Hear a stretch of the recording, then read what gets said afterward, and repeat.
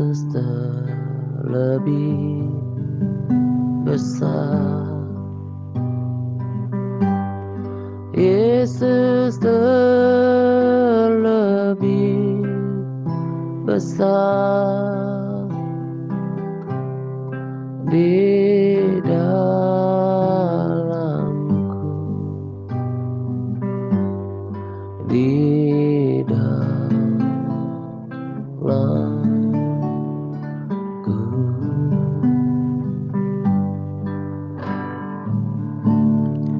Yesus terlebih besar.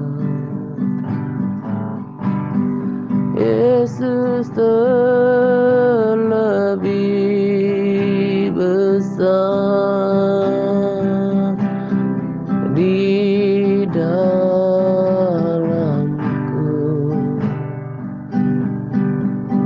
di dalamku.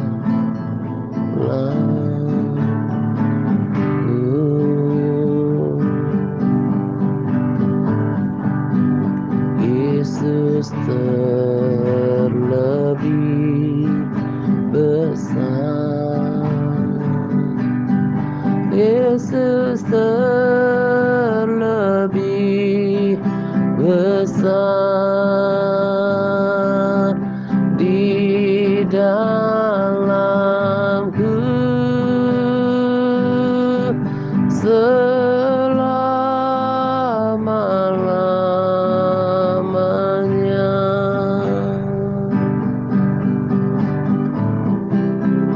Di dalamku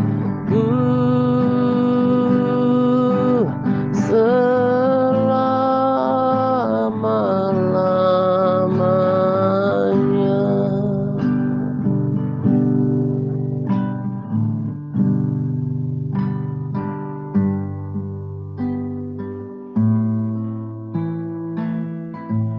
Yesus terlebih besar. Dia Allah yang hebat di dalam hidupku. Tiada yang dapat menggantikan Dia sebagai Tuhan di dalam seluruh kehidupanku. You are my master, you are my ruler, penguasa satu-satunya, pemilik hidupku, Yesus.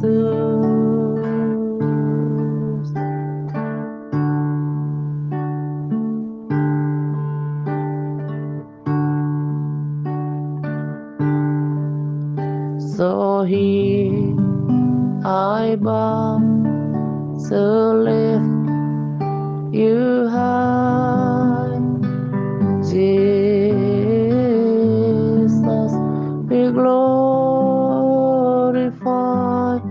in all things. For all my life I am yours, forever yours.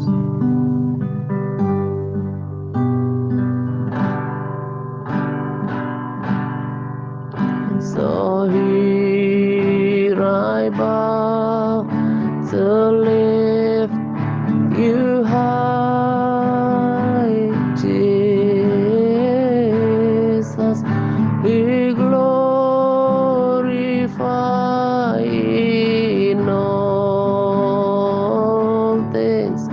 For all my life I am yours, forever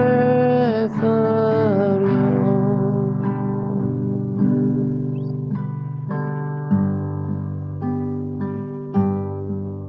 So here I bow to lift you high, Jesus,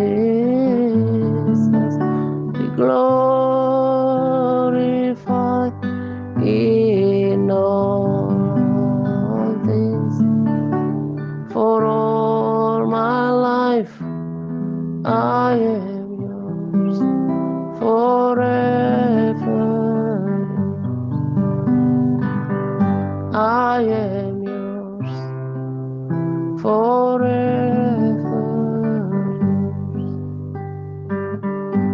I am yours, forever yours.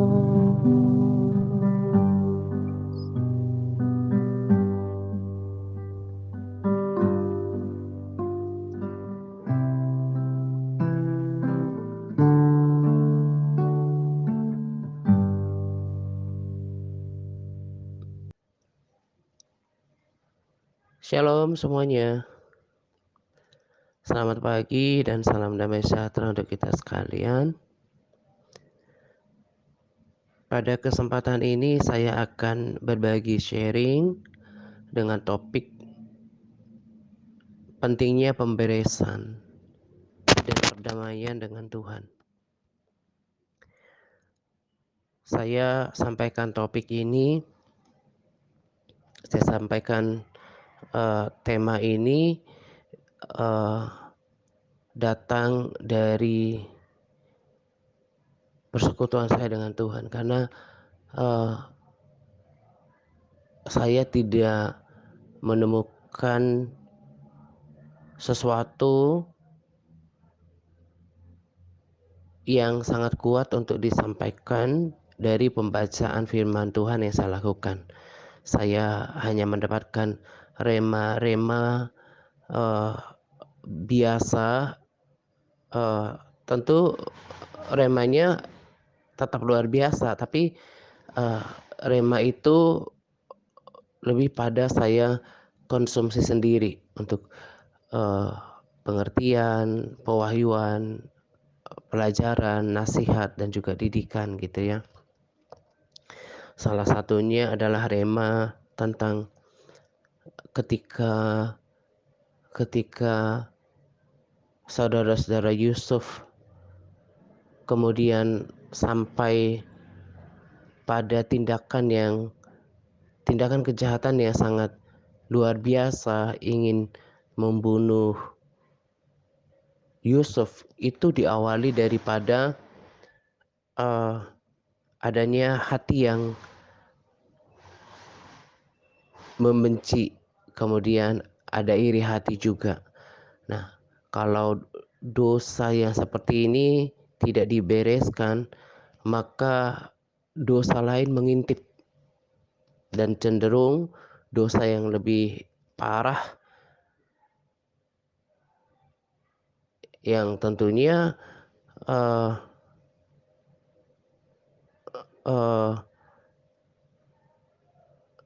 akan mengakibatkan mendorong seseorang untuk melakukan tindakan-tindakan yang di luar akal gitu ya. Akhirnya kan dari tadinya dia iri hati, mereka iri hati terhadap Yusuf, kemudian menyimpan kebencian, lalu tindakan lebih berat lagi adalah ingin menghancurkan hidup Yusuf.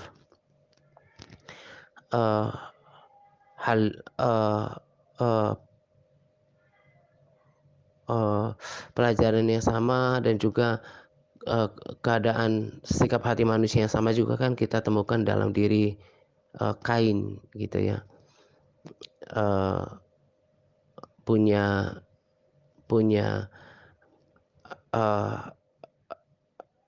kebencian, amarah, mungkin juga iri hati karena persembahan Habel diterima oleh Tuhan sementara persembahan dirinya tidak gitu ya. Jadi ini menjadi pelajaran untuk kita, sebetulnya walaupun sederhana remanya, tapi ini sangat penting untuk kita terus belajar gitu, untuk menjaga hati dengan segala kewaspadaan. Karena kalau kita tidak jaga hati kita dengan sungguh-sungguh, kita biarkan satu dosa yang kelihatannya biasa, misalnya ketersinggungan, sakit hati, tidak menerima gitu ya, itu kalau nggak dibereskan nanti akan masuk dosa-dosa serupa yang lebih berat, sakit hati lah, amarah, Nah, ini luapannya nanti akan akan akan melahirkan perbuatan-perbuatan yang mengerikan lagi, seperti memfitnah orang, menjelek-jelekan orang, gosipin orang, bahkan, eee, pembunuhan gitu ya. Sekalipun tidak selalu pembunuhan, eee, fisik, tapi pembunuhan karakter itu bisa dilakukan lewat menjelekkan dia di antara teman-temannya mungkin, keluarga, lewat sosial media gitu ya. Jadi kita perlu belajar dari belajar sungguh-sungguh dari firman Tuhan. Dulu saya berpikir bahwa rema yang oke itu ya pertama dari ayat-ayat emas. Pernah dengar ya ada orang, mengistilahkan ayat-ayat emas gitu. Atau hanya dari perjanjian baru saja, ternyata enggak. Makanya firman Tuhan ini diterbitkan atau diadakan oleh kehendak Tuhan supaya kita juga belajar dari zaman dulu gitu. Kalau kita sungguh mau belajar, maka firman Tuhan ini akan membentuk kehidupan kita, menuntun kita, mengajar, mendidik, dan memberikan pengertian, memberikan pelajaran dari kesalahan manusia di masa lalu dan juga hal-hal yang baik dari orang-orang di masa lalu seperti Abraham kan teladan ketaatannya, kemudian Daniel dan juga Daud gitu ya. Jadi kita bisa banyak belajar dari firman Tuhan. Nah, tadi kan saya katakan bahwa apa yang saya bagikan kali ini tidak datang dari rema karena sungguh ini saya bergumul gitu ya. Hari Minggu malam itu kan sudah menuju akhir gitu ya. Normalnya saya hari Sabtu membuatkan rekaman untuk hari Senin gitu, kalau Minggu terlalu mepet gitu ya. Eee, sekalipun, sebetulnya pengerjaannya tetap bisa dilakukan oleh, pada sore Minggu sore gitu ya. Tapi, saya lebih nyaman kalau bisa dibagikan hari Sabtu gitu. Nah, selain karena kesibukan, juga hari Sabtu saya prepare, eee, video ulang tahun Bu Edit gitu ya. Nah, jadi dalam doa malam saya bilang sama Tuhan bahwa saya tidak akan pernah membagikan sesuatu sampai kapanpun yang datang dari pikiranku gitu ya. Ya lebih baik saya bagikan stok, eee, sharing yang lama karena masih lumayan banyak gitu ya. Kadang-kadang saya pikir, eee, tidak dibuatkannya rekaman yang lama, menjadi video, saya kadang berpikir itu sebagai kekurangan, tetapi enggak juga ternyata. Akhirnya, eee, rekaman yang lalu-lalu kan saya bisa jadikan stok juga untuk sharing ketika saya memang tidak ada sesuatu yang hati saya yakin untuk dibagikan, lalu itu juga kan perlu untuk kita dengarkan ulang gitu ya. Nah, jadi saya pikir lebih baik bagikan itu, tapi kalau memang saya nggak dapatin sesuatu gitu ya. Nah, hari Minggu malam saya doa, saya bilang, "Tuhan, saya belum, eee, se selalu kan ada waktu untuk berdiam diri. Tuhan bicara apapun gitu ya, termasuk apa yang saya harus bagikan untuk hari Senin, ya, for the next sharing gitu. Eee, berserah aja gitu. Dari saya akhiri hampir eee, jam 10 kurang seperempat ya, 2 malam, saya berangkat tidur, jam 12 kurang saya udah terbangun gitu. Nah, udah terbangun dan Roh Kudus bicara dalam hati saya tentang topik ini gitu. Nah, kalau sesuatu yang saya sudah yakin di hati bahwa ini dia gitu ya, saya langsung ada seperti semangat yang kuat di dalam diri saya untuk berkata, "Ini dia yang saya mau bagikan," gitu ya, yang saya dengan damai sejahtera dapatkan bahwa ini yang Tuhan mau saya bagikan gitu. Jadi saya cepat-cepat untuk bagikan, eee eee, panduan doa, eee, di di WA, yang walaupun kali ini agak sedikit, lucu gitu ya. Saya, mungkin karena buru-buru mau persiapkan catatan atas apa yang saya dapatkan itu, akhirnya saya bagikannya, saya doa langsung saya, eee, biasanya kan jam 12 paling cepat ya saya bagikan. Nah, saya bagikan cepat-cepat, ternyata diteruskannya balik lagi ke grup admin gitu ya. Nah, jadi ketika saya bagikan lagi di grup Interfam, itu saya udah selesai doa gitu jam jam, eee 1.45 gitu, karena saya udah dari jam 12 segera bagikan jam 12 kurang, eee, panduan doa pagi, lalu kemudian saya buatkan catatan dan lanjut berdoa gitu. Nah, pagi hari itu ini merupakan salah satu kesaksian pribadi saya, eee, setelah hidup di dalam Tuhan gitu ya. Pagi hari itu seperti waktu di mana saya mendengarkan apa yang Roh Kudus taruh di dalam hati saya dan, eee eee, membuat saya mengerti banyak hal gitu. Dan, eee, salah satunya apa yang saya berikan kali ini datang dari persekutuan itu gitu. Nah, ketika saya baru bangun hari hari Minggu pagi, ya menjelang Minggu pagilah karena, Sabtu kurang dari jam 12 gitu ya. Saya langsung dapatkan ini di hati gitu, untuk berbicara tentang perlunya pemberesan dan pendamaian dengan Tuhan. Karena apa? Yang saya rasa masih banyak di antara kita, fokus saya kan, eee, MTRC Advance dan juga Big Intermediate gitu ya. Bukan berarti saya seperti menganaktirikan TRC gitu ya, tapi maksudnya, saya lebih fokus mengevaluasi dan merasakan kita yang sudah mengambil komitmen untuk melakukan PAR gitu.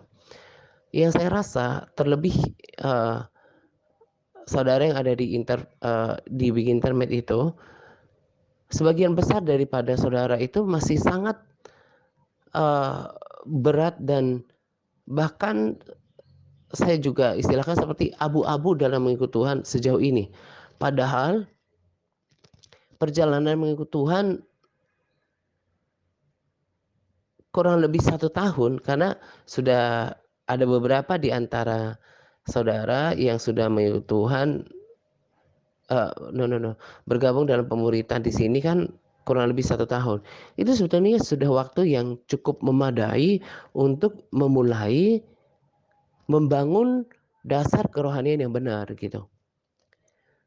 Tapi yang saya rasa di dalam spirit bahwa banyak masih lebih banyak di antara saudara, bahkan ada beberapa, tapi tidak banyak di MTRC Advance, yang kelihatannya, eee, mengikut Tuhan ini, melakukan PAR ini semuanya, berdoa, memuji Tuhan, berpuasa ini seperti belum punya arah yang jelas gitu. Nah, sehingga kegairahannya kurang dapat gitu. Mungkin masih tetap melakukan semuanya, tapi nggak ada gregetnya gitu ya. Padahal kan berkali-kali saya katakan bahwa kita harus menikmatinya gitu. Contoh kecil saja, saya dari dulu itu suka minum kopi, bahkan dari kecil gitu, dari SD gitu. Sampai sekarang dengan usia sekarang, kalau nggak ada, eee eee, larangan medis dan kiranya memang seperti itu, apalagi dengan menjaga pola hidup sekarang. Jadi kalau nggak ada hal yang melarang gitu ya, yang melarang saya untuk tidak menyentuh kopi, selamanya saya akan minum kopi gitu. Sekalipun kayak sekarang, eee, minum kopinya, porsinya udah di, cangkir kecil dan itu pun separuhnya. Yang penting saya bisa cicipin kopinya, ini bukan karena ketagihan ya, tapi ada unsur ketagihannya sih, tapi bukan itu dominannya. Tapi kalau minum kopi itu rasanya lebih bersemangat gitu ya, karena kafeinnya itu. Apalagi kalau udah biasanya saya minum kopi sedikit itu setelah exercise, setelah latihan gitu, setelah olahraga. Ada kenikmatan gitu. Nah itu contoh ya sederhana. Kalau di dalam kerohanian, misalnya melakukan semuanya ini, baca Alkitab, saya katakan dengan sejujur-jujurnya, baca Alkitab itu sudah sebuah kenikmatan bagi saya. Seperti berpetualang di dalamnya, eee, me membaca kisah-kisah orang, membaca, kesaksian tentang Tuhan di masa lalu gitu. Demikian juga bersekutu dengan Tuhan, melayani sebuah kegairahan. Mendengarkan pujian penyembahan. Hari-hari ini saya sedang, eee, bangun kembali kebiasaan untuk, tinggal di hadirat Tuhan. Kalau bisa, karena saya juga kan memang jarang keluar gitu ya, bahkan sejak dulu sebelum saya melayani ketika bekerja di properti juga nggak setiap hari kan, bukan kayak orang ngantor gitu. Jadi banyak waktu di rumah gitu. Saya punya kerinduan dan punya hasrat, saya pengen tinggal di dalam hadirat Tuhan all day long, sepanjang hari gitu. Saya pengen dikurung oleh hadirat Tuhan karena saya suka, sangat suka, sangat nikmat untuk berada di hadirat Tuhan. Dorongan ini yang membuat saya mau taat gitu, karena saya tidak ingin bermusuhan dengan pribadi yang memberikan kenikmatan damai sejahtera itu di dalam diri saya gitu. Itu yang paling nikmat dalam mengikut Tuhan, damai sejahtera. Makanya Tuhan berkata kepada murid-muridnya, damai sejahteraku kuberikan kepadamu. Karena damai sejahtera itu nilainya itu nggak bisa digantikan dengan apapun. Damai sejahtera itu mengakibatkan adanya ketenangan batin, kekuatan, keyakinan, semangat hidup gitu ya. Jadi selain ber-PPW, udah dengan sikap doa, sambil mengadakan aktivitas, saya putar dari YouTube lagu-lagu dan memang saya dari dulu suka, penyembahan Don Moon gitu ya. Bagi saya Don Moon itu salah satu penyembah, ya bukan penyanyi tapi penyembah gitu. Dan tak jarang dan hampir setiap, eee, mendengarnya ada Ron Kenoly, saya larut dalam hadirat Tuhan. Saya sering nggak kuat kemudian haru, menangis gitu ya, merasakan hadirat Tuhan. Saya bilang, "Ini yang saya cari, ini yang paling penting dalam hidup saya." Saya sering ungkapkan itu dengan Tuhan bahwa ini yang paling penting dalam hidup saya. Saya tinggal di hadirat Tuhan. Makanya sebetulnya lagu, ku sembah Kau, ku puji Kau, selamanya tinggal di hadirat-Mu. Itu sebetulnya kayak lagu wajib saya loh. Tapi saya nggak selalu rekam karena selain sudah banyak, takut juga bosan kan kalau itu terus yang saya, putar. Sedangkan sekarang juga saya sedang membagikan waktu untuk belajar lagu-lagu baru dalam penyembahan supaya, eee, para sahabat juga saudara nggak bosan. Karena pada umumnya lagu saya itu-itu aja gitu ya, gitu. Nah, itu lagu yang seperti itu, eee, mengungkapkan isi hati saya banget gitu, kerinduan hati saya. Dan pun juga kan tema-tema lagunya, I long to be in your presence. Saya rindu, saya suka berada dalam hadirat-Mu. Kurang lebih seperti itu tema-temanya dan itu kayak mengingatkan kerinduan hati saya. Jadi sering saya haru dan menangis gitu. Dan ungkapan yang paling tinggi yang saya sering katakan kepada Tuhan sebagai bentuk terima kasih Tuhan. Saya katakan, I love you Jesus. Tuhan, aku mengasihi Engkau Tuhan. Itu kalau setiap hari itu berkali-kali saya ungkapkan, karena ungkapan yang tertinggi bagi saya itu. Dan cocok dengan firman Tuhan yang berkata bahwa hukum yang terutama, ya hafalan kita di Markus 12 ayat 30, kasihilah Tuhan Allahmu dengan segenap hatimu, dengan segenap hati, dengan segenap jiwa, dan dengan segenap akal budimu, dan dengan segenap kekuatanmu.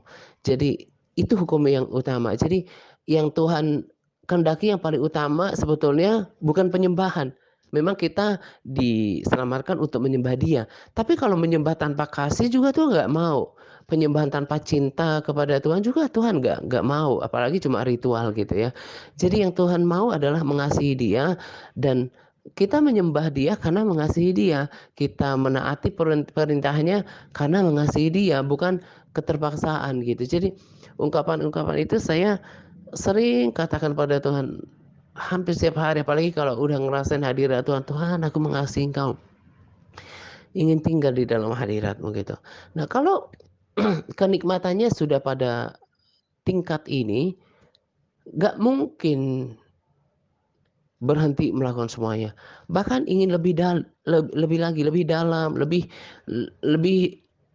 lebih lagi masuk dalam hadirat Tuhan, merasakan Tuhan gitu, merasakan kedekatan dengan Tuhan.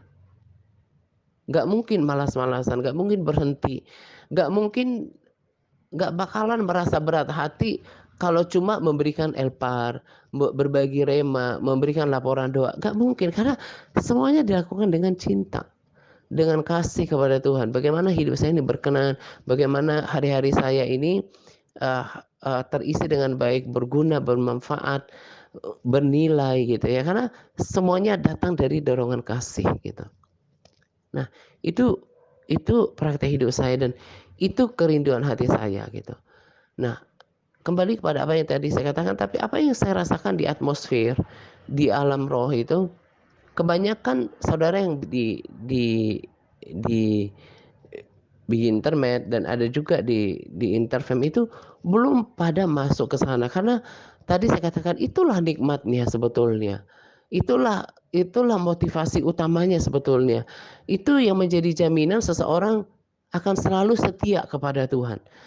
Bahkan melakukan hal yang menyenangkan, memberitakan Injil, memberitakan posting rohani lewat sosial media, apapun dia akan menjadi kreatif. Cinta kepada Tuhan itu akan membuat kita kreatif untuk lakukan semuanya seperti untuk Tuhan. Kemarin Bu Lini di grup admin memuji kata-kata untuk ulang tahun Bu Edith gitu ya, yaitu sebagai pemberi semangat gitu ya. Tapi saya udah pernah kan katakan bahwa untuk membuat quote pun, bukan quote ya, kalau quote itu biasanya ketika saya merenungkan firman, ketika saya berdiam, langsung saya catat ketika saya dapatkan sesuatu gitu di dalam pikiran saya. Ini juga talenta atau kemampuan yang datang dari Tuhan. Sebab dulu saya nggak pernah punya kemampuan ini gitu ya. Nah, tapi kalau untuk membuat video sendiri pun saya berdoa gitu. Roh Kudus tolong mampukan saya untuk membuatkan kata-kata yang menginspirasi, memberikan semangat dan memberkati. Jangan yang lebay gitu. Saya nggak mau buat yang berlebihan gitu ya. Nah, semuanya mengandalkan Roh Kudus gitu ya. Nah, jadi menjadi kreatif karena cinta tadi. Bahkan semua hal yang saya lakukan dalam pelayanan ini, yang tentang mempersiapkan modul lah, memeriksa rah, kalau saya sebutkan nanti berderet banyak banget yang saya udah banyak banget kreativitas yang udah ada di dalam hati saya, karena saya lakukan dengan kesungguhan. Terlepas saya tidak memiliki panggung yang besar, tapi bagi saya melakukan seperti untuk Tuhan gitu, untuk pribadi yang membuat hati saya selalu penuh damai sejahtera, tenang dan bersemangat, bergairah oleh janji Yerusalem baru gitu ya. Jadi saya persembahkan untuk dia gitu. Nah, cinta itu melakukan membuat kita bersedia, rela melakukan semuanya. Dan juga merasakan kenikmatan dalam melakukan semuanya gitu. Nah ini, eee, hal ini juga saya sampaikan lewat sharing ini untuk menyampaikan keprihatinan saya dengan tujuan semata-mata supaya setiap orang yang saya layani itu bisa sampai kepada tahap, eee, keadaan dalam mengikut Tuhan seperti yang saya rasakan. Bukan berat, bukan keterpaksaan, bukan bukan seperti tadi kayak nggak ada goal-nya, seperti abu-abu, enggak. Saya prihatin dengan itu. Sebagai guru rohani di dalam pelayanan ini, saya pengen setiap orang yang Tuhan percayakan kepada tim pelayanan di sini, setiap orang yang dikirimkan, setiap orang yang saya layani itu bisa bukan cuma mengikuti, tapi merasakan pengalaman spiritual, mengalami Tuhan seperti yang saya rasakan. Karena yang membuat saya bertahan sampai sekarang itu adalah cinta dan nikmatnya bersama dengan Tuhan. Itu yang paling kuat gitu. Nah, lalu kenapa ini penyakit ini terjadi? Saya tulis pada capas yang pertama adalah belum adanya pemberesan dengan Tuhan melalui pertobatan yang sungguh sebagai sarana perdamaian dengan Tuhan. Ingat bahwa tanpa pertobatan yang sungguh tidak akan ada pengampunan, dan tanpa pengampunan tidak akan ada perdamaian dengan Tuhan. Sorry. Nah, jadi ayat-ayat firman Tuhan ini kemudian sorry, uh, diingatkan kepada saya gitu ya. Oh ya, saya mau sampaikan sesuatu sebelum lanjut ke sini ya. Jadi, eee, ada beberapa orang yang, ketika di follow up hafalannya gitu ya, dan dia berkata bahwa, "Tapi kalau saya, dengerin firman atau dari ya dengerin khotbah dari hamba Tuhan atau termasuk diri saya gitu ya, langsung nyambung gitu ya." Ada juga yang berkata, "Oh kalau saya mau mau, eee, cari nats tentang firman Tuhan saya googling dulu," gitu ya. Kalau diingatkan, apa ya, cuma sepotong-sepotong kayak gitu, itu kurang kurang ngalir, kurang dapat ya kurang dapat itunya, eee, apa ya, konteksnya gitu. Tapi kalau kita, eee, biasa merenungkan firman, kita kan merenungkan firman itu diawali dari apa? Hafal kan? Nah, kalau kita biasa merenungkan firman yang dibantu oleh aktivitas menghafal tadi, itu akan lebih ngalir dalam menyampaikan firman. Jadi yang saya mau katakan adalah kalau punya hati ingin ingin dipakai oleh Tuhan untuk menyampaikan firman Tuhan, entah melalui kesaksian, entah melalui sharing, entah nanti melalui, eee eee, komsel mungkin gitu ya, supaya, eee, ngalir, supaya mantap, apa ya, ya supaya ngalir, supaya dapat konteks-konteks firman yang tepat itu, harus terus melatih diri merenungkan firman. Yang direnungkan apa? Tentu yang sudah diketahui kan, dihafal dengan baik. Nah, di sini saya mau tekankan bahwa ini juga bagian daripada niat, usaha, dan komitmen kita. Kalau mau tinggal dalam firman, semakin firman itu mengubahkan kita nggak bisa lepas dari namanya menghafal firman Tuhan. Jadi bukan cuma baca, tapi harus menghafalkannya juga gitu ya. Nah itu yang saya alami ketika mendapatkan melayani Tuhan seperti mempersiapkan sharing kali ini gitu ya. Seperti ngalir aja dari sini ke sini, dari sini ke sini, dari sini ke sini, ayatnya seperti ini gitu ya. Cepat gitu, nggak mikir berhari-hari gitu. Karena selain saya sudah mempersiapkan diri dengan membaca firman, merenungkan firman yang saya hafalkan gitu ya. Karena sebetulnya sambil kita menghafal itu kan kita merenungkan firman itu juga gitu ya. Seperti kemarin gitu. Uh, uh, saya hafalkan tentang atau tidak tahukah kamu bahwa tubuhmu adalah bait Allah. Jadi ketika saya hafalkan, saya renungkan, saya betul-betul uh, semakin sadar bahwa tubuh ini kan bait Allah gitu. Tubuh Allah di mana Roh Kudus tinggal di dalamnya dan bait Allah itu adalah kudus. Itu seperti mengingatkan saya bahwa tubuh itu harus tetap terjaga kudus karena di dalam itu ada Roh Allah yang kudus gitu.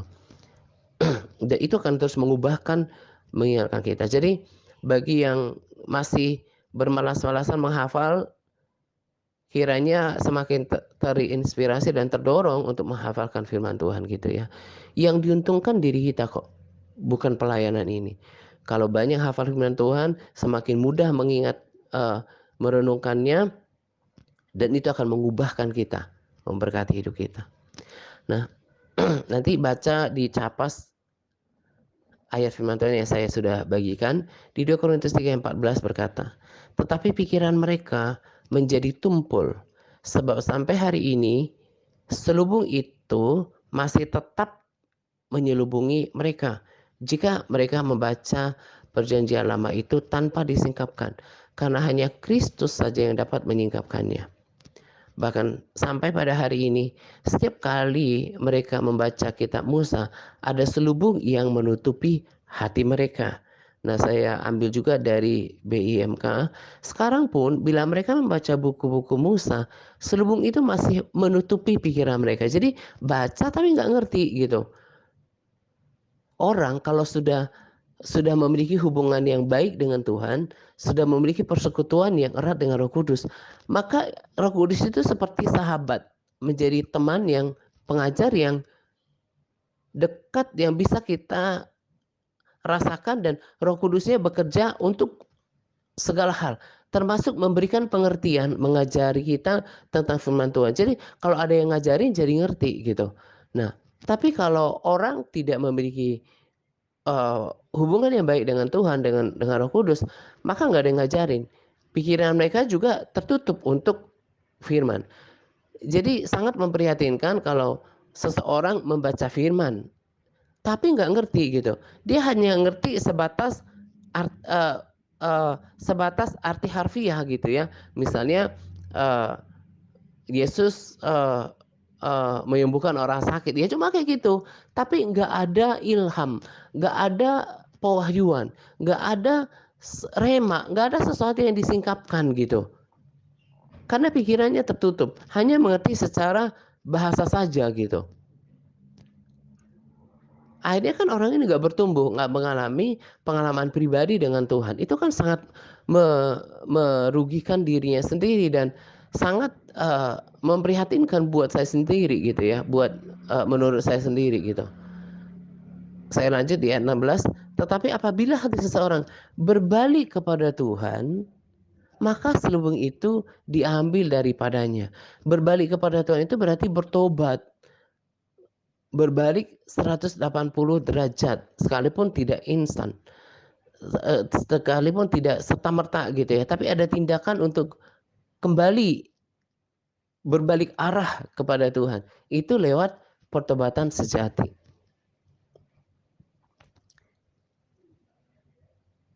Kalau hati orang berbalik kepada Tuhan, maka selubung itu diambil daripadanya. Sebab Tuhan adalah roh, dan di mana ada roh Allah, di situ ada kemerdekaan. Ayat 18, dan kita semua mencerminkan kemuliaan Tuhan dengan muka yang tidak berselubung. Dan karena kemuliaan itu datang dari Tuhan yang adalah roh, maka kita diubah menjadi serupa dengan gambarnya dalam kemuliaan yang semakin besar. Sekarang, nah kalau BIMK berkata seperti ini. Sekarang muka kita semua tidak ditutupi selubung dan kita memantulkan kecemerlangan Tuhan Yesus.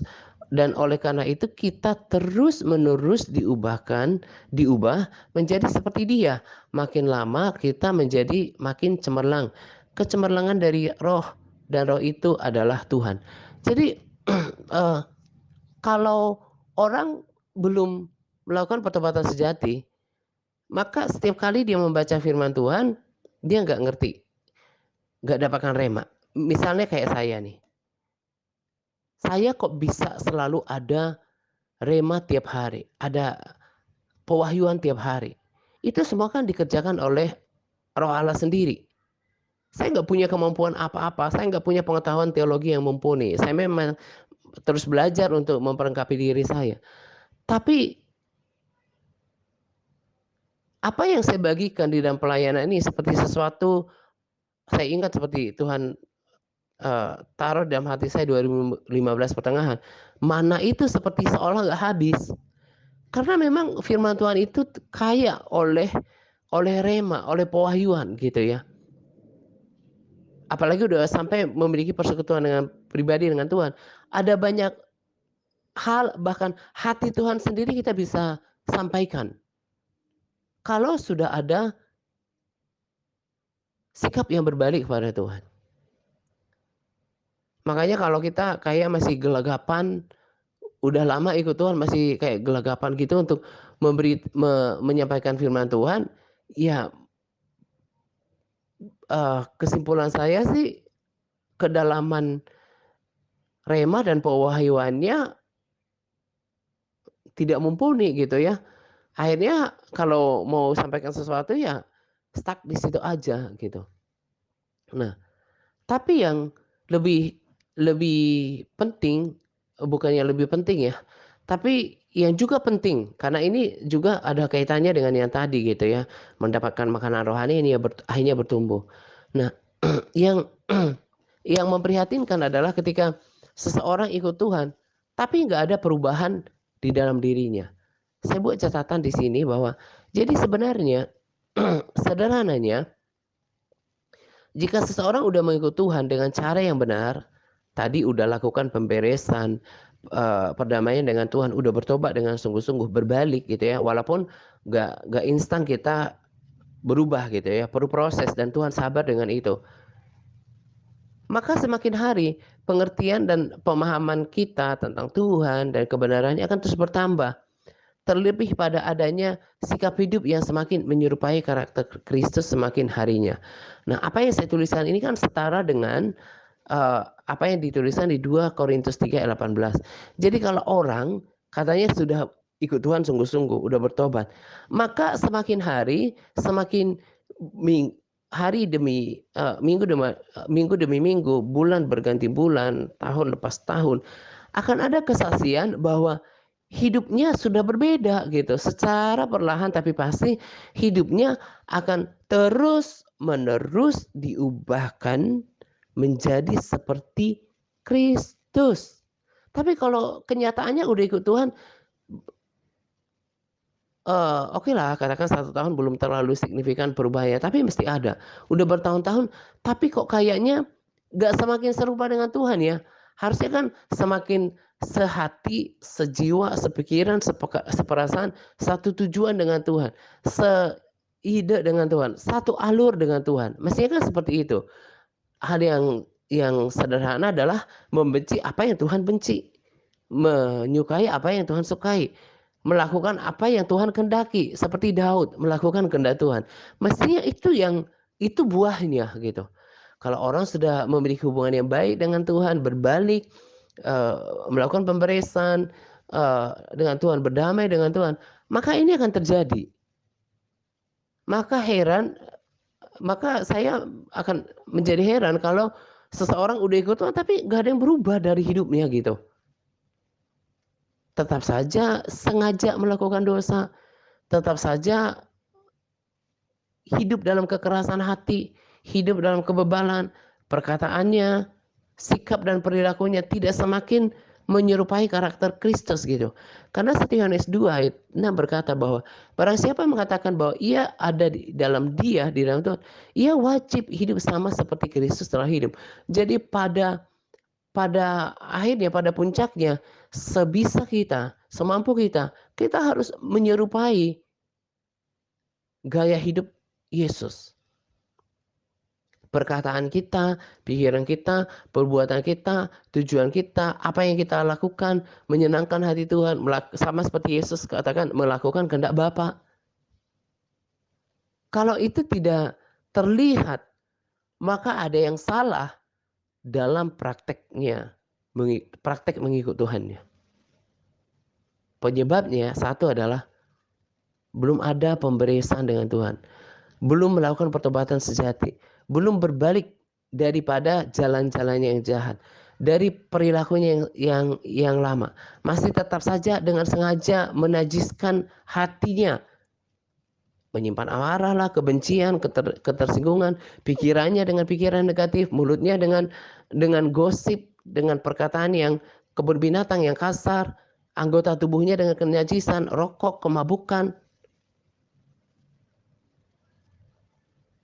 hawa nafsu. Nah, ini kalau masih belum beranjak dari sini, gak bakalan ketemu Tuhan. Karena Tuhan itu kudus gitu ya. Gak bakalan ketemu Tuhan dalam pembacaan firman, apalagi dalam persekutuan doanya. Makanya persekutuannya juga gersang gitu. Karena gak ketemu Tuhan yang memberikan air kehidupan itu. Di awal tahun lalu ya, kalau para sahabat, saudara yang setia ini, atau sahabat yang setia ini, perhatikan apa yang saya katakan di waktu yang lalu, bahkan pada awal 1-2 bulan adanya grup pemuritan, saya tekankan perlunya pertobatan. Sebab kalau saudara kita semua tidak melakukan pertobatan, nggak akan ada pengampunan. Kalau nggak ada pengampunan, nggak akan ada pemulihan hubungan dengan Tuhan. Makanya di 1 Yohanes 1 ayat 9 berkata, jika kita mengaku dosa kita, maka Allah adalah setia sehingga ia akan mengampuni segala dosa kita, bahkan menyucikan kita dari segala kejahatan. Jadi pertobatan itu akan membuat pemberesan dengan Tuhan. Nah, jadi kalau belum ada yang melakukan pertobatan atas dosa masa lalu, kejahatannya, ambil waktu, bahkan waktu berpuasa, untuk bertobat sungguh-sungguh kepada Tuhan. 2015 pertengahan, saya bertobatnya itu dengan air mata, dengan nangis yang luar biasa kepada Tuhan untuk memberikan saya kesempatan kembali hidup dalam kebenaran, hidup benar. Saya ingat itu sore hari saya berdoa, saya menangis sungguh-sungguh di kamar tidur, saya berlutut, Tuhan minta waktu, kesempatan untuk memulai hidup yang benar kembali. Karena hari-hari sebelumnya, minggu-minggu sebelumnya, bulan-bulan sebelumnya, saya hidup dalam dosa. Itu yang membuatkan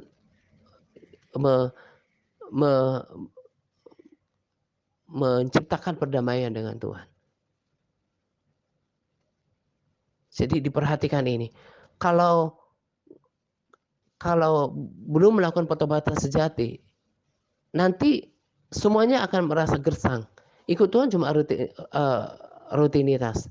Dan di sini juga saya perlu tambahkan bahwa jangan merasa saya nggak melakukan dosa yang besar gitu ya, kayak percabulan, perzinahan, tidur dengan istri orang atau suami orang, atau nggak mencuri, nggak membunuh, nggak merampok, nggak narkoba mungkin ya, yang merusak tubuh saya luar biasa gitu ya, merusak bait suci sangat luar biasa. Jangan berpikir seperti itu, karena firman Tuhan berkata bahwa kalau ada yang berkata saya nggak berdosa, dia menipu. Karena semua kita berdosa. Jadi sekalipun kelihatannya saya ini orang baik gitu ya, orang alim, lakukan juga pemberesan dengan Tuhan, pertobatan. Mungkin hanya dosa yang dianggap lumrah atau biasa gitu ya, ambil sikap untuk berkomitmen untuk berbalik kepada Tuhan. Dan saran saya disertai dengan puasa supaya ada pemulihan, memulai awal yang baik dalam ikut Tuhan. Gitu ya.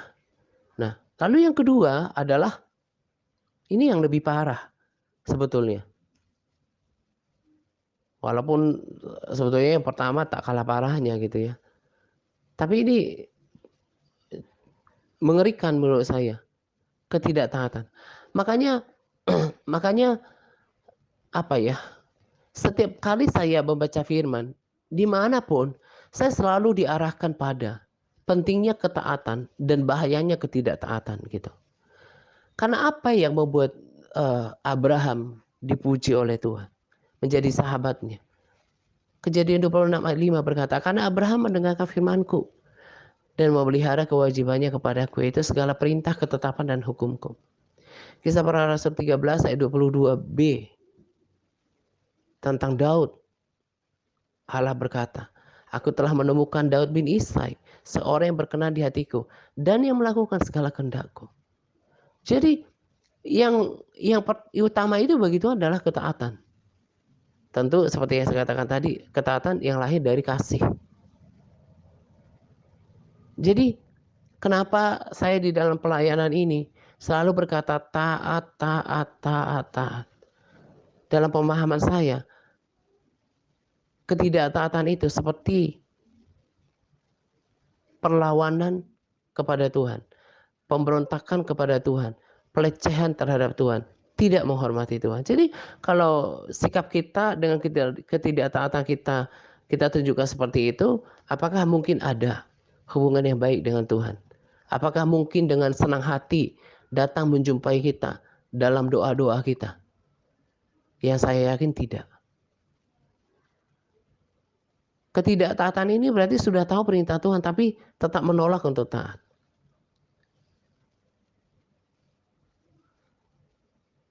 Nah, sebelum saya lanjutkan di sini, saya terlewat tadi di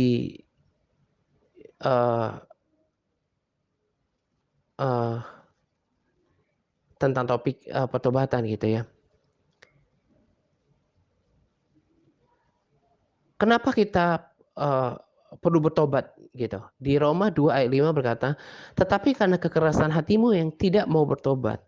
Kalau orang nggak mau bertobat, engkau menimbun murka atas dirimu sendiri. Pada hari waktu mana murka dan hukuman Allah yang adil akan dinyatakan. Jadi kalau kita nggak mau bertobat dengan pertobatan sejati, kita menimbun murka Tuhan di atas kepala kita. Di Kolose 3 ayat 5 di sana dikatakan ada perbuatan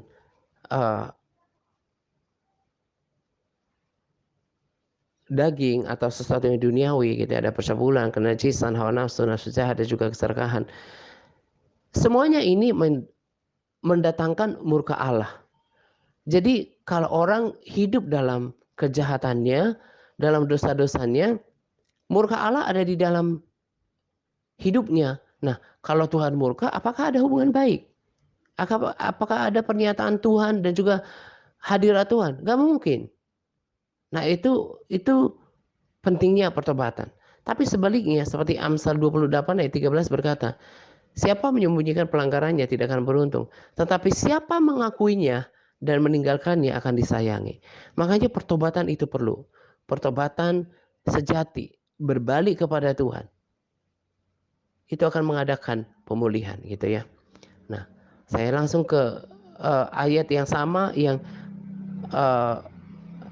menyatakan pesan murka Tuhan gitu ya, akibat dari ketidaktaatan ini. Yohanes 3 ayat 36. Barang siapa percaya kepada Allah, ia beroleh hidup yang kekal. Tetapi barang siapa tidak taat kepada anak, ia tidak akan melihat hidup, melainkan murka Allah tetap ada di atasnya. Jadi seperti yang saya tulis pada Capas, apa yang membuat kemudian seseorang dalam mengikut Tuhan itu nggak ada nikmatnya? Rasanya gersang gitu. Ya biasa aja gitu. Bahkan semuanya menjadi berat, keterpaksaan karena nggak ada nikmat di dalamnya. Yang pertama tadi karena belum ada sikap pertobatan sejati, belum berbalik sama Tuhan. Juga karena nggak taat gitu. Ayat ini berkata bahwa kalau orang tidak taat kepada orang Kristen, mengakunya orang Kristen, bahkan udah melakukan kayak kita, tapi nggak taat dengan perintah Tuhan, sama bahkan lebih mengerikan kondisinya menurut pemahaman saya. Dia juga menimbulkan murka Tuhan atas dirinya sendiri. Makanya selalu saya katakan bahwa kalau mau ikut Tuhan jangan pakai cara sendiri. Memang ketaatan itu tidak enak bagi daging. Gak enak bagi daging. Makanya Tuhan berkata kalau siapa mau mengikut dia, dia harus memikul salibnya, menyangkal dirinya, menyangkal kedagingannya setiap hari. Tapi kalau kita mengikut Tuhan dengan dasar kasih, tentu menjadi mudah. Paling tidak lebih mudah, tidak menjadi berat gitu.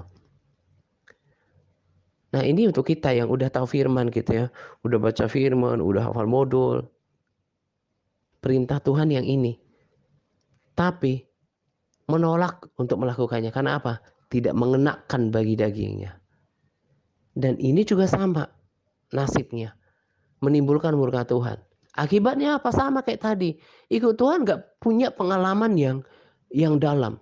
Akhirnya tidak punya persekutuan yang erat dengan Tuhan. Kalau saya, tadi saya katakan, bahkan selain di ber-PPW gitu ya, saya nikmati persekutuan saya di PPW saya pagi hari juga siang malam gitu membaca firman Tuhan. Juga ketika saya mendengarkan pujian penyembahan itu juga saya jadikan ekstra par saya gitu ya. Karena saya sangat diberkati, saya katakan tadi tak sering menimbulkan haru, saya nangis Tuhan, menikmati masuk dalam hadirat Tuhan gitu. Kalau sudah seperti ini, hanya menjadi orang Kristen yang tangguh, berdampak, berpengaruh, perkataannya memotivasi, nggak yang diam-diam aja gitu. Orang kalau nggak sampai pada tingkat kenikmatan seperti yang saya rasakan ini, dengarkan kata-kata saya ya, kemungkinan besarnya akan undur. Mau bertahan berapa lama melakukan sesuatu yang tidak dinikmati. Nikmat itu yang membuat kita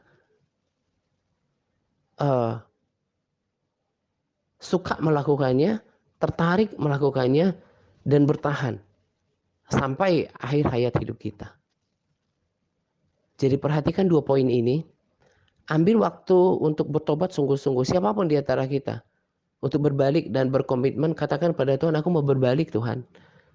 Aku mengakui semua dosaku dan mau meninggalkannya. Sekalipun dalam perjalanannya gak langsung 100% lepas.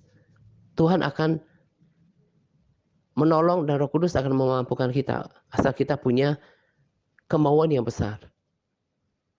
Untuk taat. Dan poin yang kedua. Bagi yang udah tahu firman Tuhan, siapapun. Tapi sengaja tidak taat. Engkau sendiri akan menerima akibatnya. Murka Tuhan ada di atas kepala orang yang seperti ini. Dan pada hari di mana Tuhan akan mengadakan penghakiman, murka itu akan dibalaskan di dalam dapur api yang penuh dengan belerang, penuh dengan siksaan, ratap tangis, dan air mata. Dan gak akan ada lagi kesempatan. Jadi jangan mempertahankan kedagingan. Ikut Tuhan. Kalau bilang A, ya A. Ini bukan kemauan saya. Tapi sungguh karena saya rindu. Setiap orang yang saya layani merasakan apa yang saya rasakan.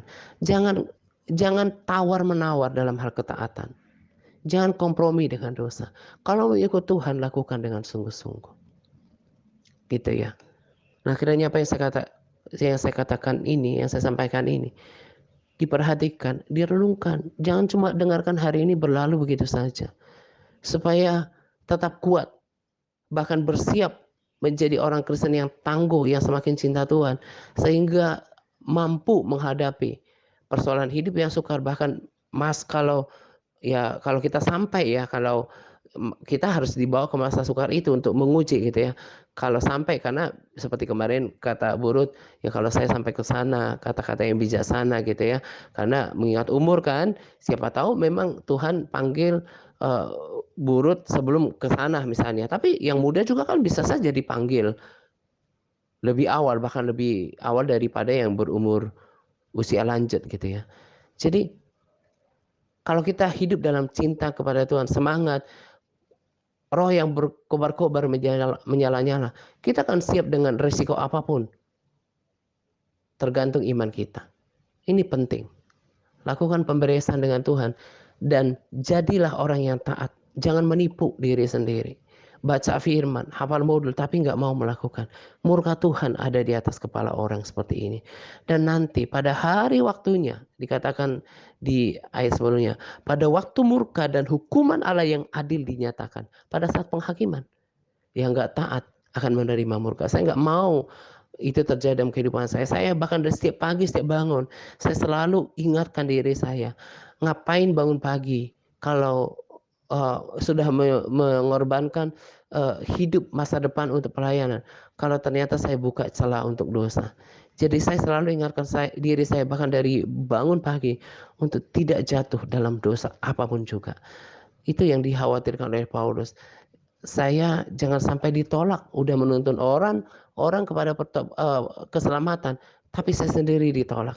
Saya harus jaga diri saya sendiri. Demikian juga setiap kita. Kita udah berbagi rema, berbagi posisi rohani, ngikut Tuhan, melakukan tapi kita ditolak gitu. Karena kita nggak betul-betul taat kepada Tuhan. Saya sudah pernah katakan pada quote, ketaatan sebagian itu sama dengan ketidaktaatan. Untuk orang dikategorikan sebagai pelanggar hukum, kan nggak perlu melanggar semua jenis pelanggaran. Untuk orang dikatakan tidak taat, nggak perlu tidak taat seluruhnya, satu aja. Itu kan yang Yakobus katakan. Kalau tidak melakukan seluruhnya, hanya sebagian, ia akan berdosa terhadap seluruhnya. Yakobus 2 ayat 10.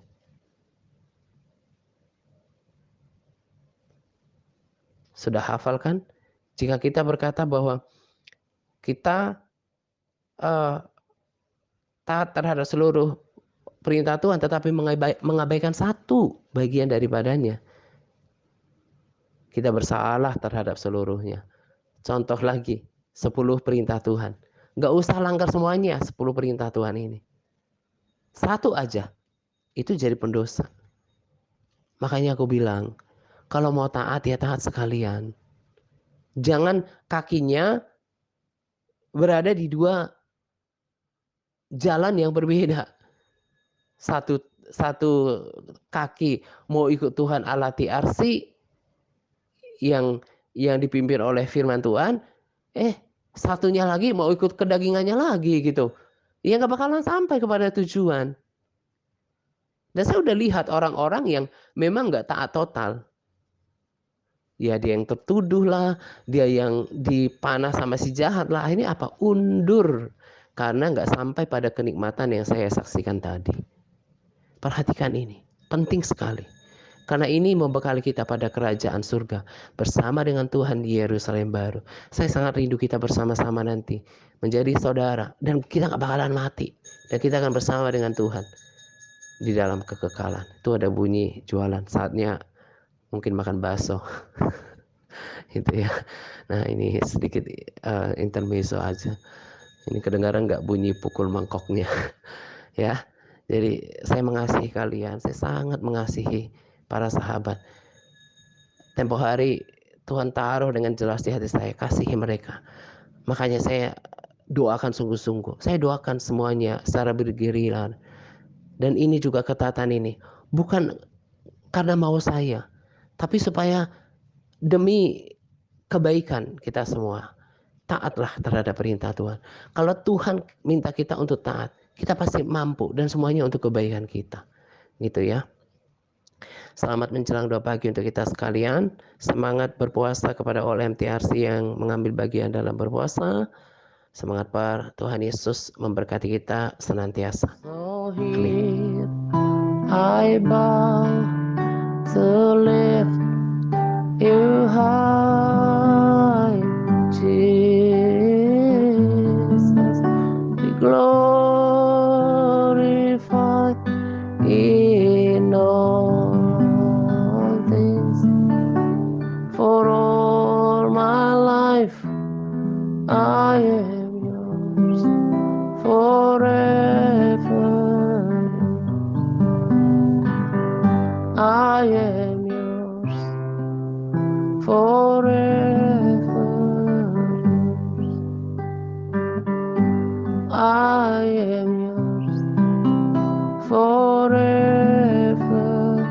Yo.